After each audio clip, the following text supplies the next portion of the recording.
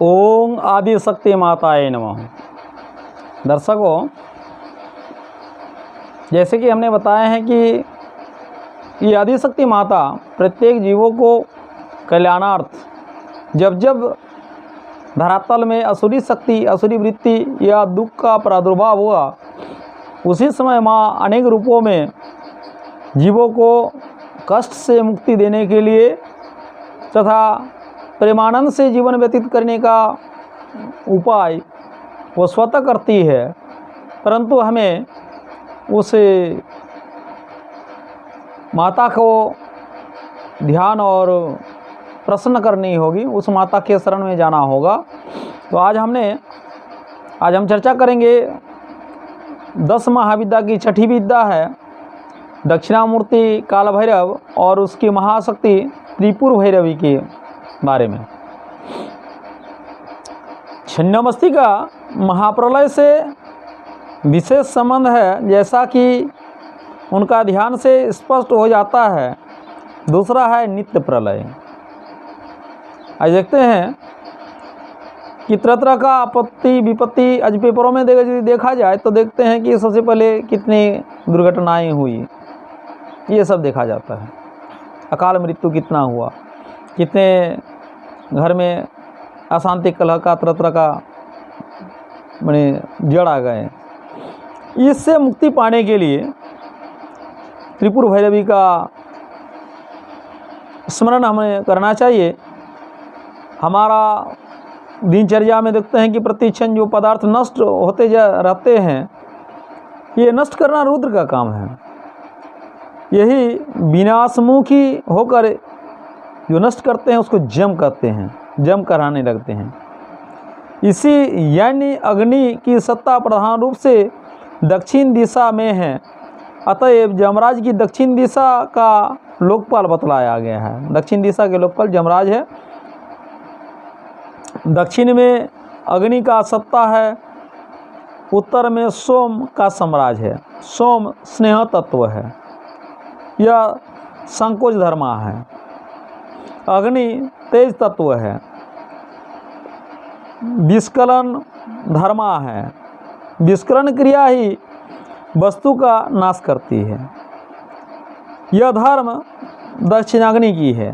अतएव इस रुद्र को दक्षिणामूर्ति काल भैरव आदि नामों से व्यवहृत किया गया है। इनकी शक्ति का नाम भैरवी या त्रिपुर भैरवी के नाम से हम लोग जानते हैं। राजराजेश्वरी नाम से प्रसिद्ध भुवनेश्वरी जिन तीनों भुवनों के पदार्थ की रक्षा करती है, यह त्रिपुर भैरवी उसकी नाश करती है। त्रिभुवन के पदार्थों को क्षणिक विनाश इसी शक्ति पर निर्भर है। छिन्नमस्ता पर डाकिनी थी, यह अबरा डाकिनी है और कल्याणेच्छुकों की उसकी निम्नलिखित रूपों से निरंतर ध्यान करना चाहिए। तो त्रिपुर भैरवी जो है, आज हम लोग देखते हैं कि दक्षिणावर्ती काली जो है वो सभी दुख कष्टों को लेकर माता अपनी शरीर में जब समाहित कर लेते हैं तो उनके रूप इसलिए काला हो जाते हैं। तो माता का रूप है काला, लेकिन जगत को वो प्रकाश आलो या उज्जवल प्रकाश देते हैं। आज त्रिपुर भैरवी भी उसी प्रकार दुष्टों को विनाश करने के लिए, शत्रुओं को विनाश करने के लिए और असुरी शक्ति की प्रवृत्ति को नाश करने के लिए यह आविर्भाव हुई है।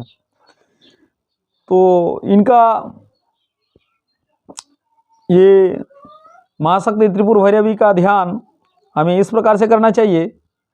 उद्यो द भानु सहस्र कांति मरुण क्षोमा शिरो मलिकांग रक्तालिप्त पयोधरांग जपपटिंग विद्यामूर्ति विद्याम भीतिवरम हास्तांबजे धत्री त्रिनेत्रवली सद भक्तारी विनश्रयं देवीं बद्ध हिमांग शरा त्रिमुकटंग बंदे समंत स्मिताम।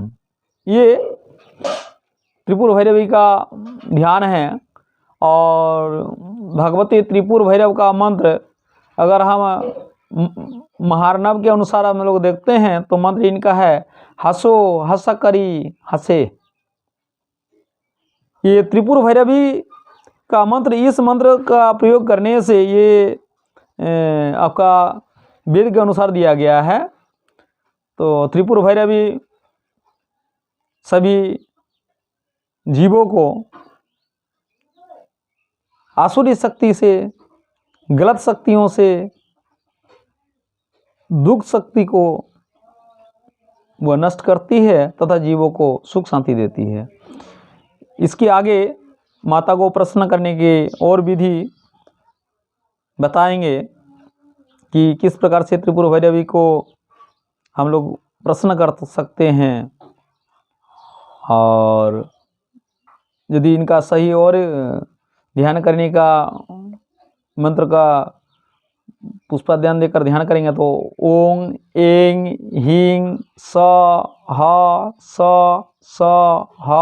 के द्योंग, ये त्रिपुर भैरवी का महामंत्र है, जो असुरी शक्ति, कष्ट शक्ति या शत्रु शक्ति को नष्ट करने वाली माता है और सबकी रक्षा करने वाली है। तो दर्शक भाइयों से मेरा आग्रह है कि जो लोग सिर्फ वीडियो देखते हैं और सब्सक्राइब नहीं करते हैं, वो लोग सब्सक्राइब चैनल को कर ले, ताकि मेरा भी इस प्रकार से वीडियो करने के लिए प्रोत्साहित भी मिलेंगे। और हम इस प्रकार से हमारे देवी देवताओं को और एस्ट्रो के बारे में, एस्ट्रोलॉजी अर्थात ज्योतिष के बारे में भी आगे का वीडियो में चर्चा करते रहेंगे। ओम आदिशक्ति माताए नमो। प्लीज़ दर्शक भाइयों से फिर अनुरोध है, please like and subscribe my channel and comment भी कीजिएगा। यदि कुछ चीज़ के बारे में पूछना हो या कुछ हो तो कमेंट करके ज़रूर बताइएगा। या माता के शरण में रहिए। ओम आदिशक्ति माताए नमो।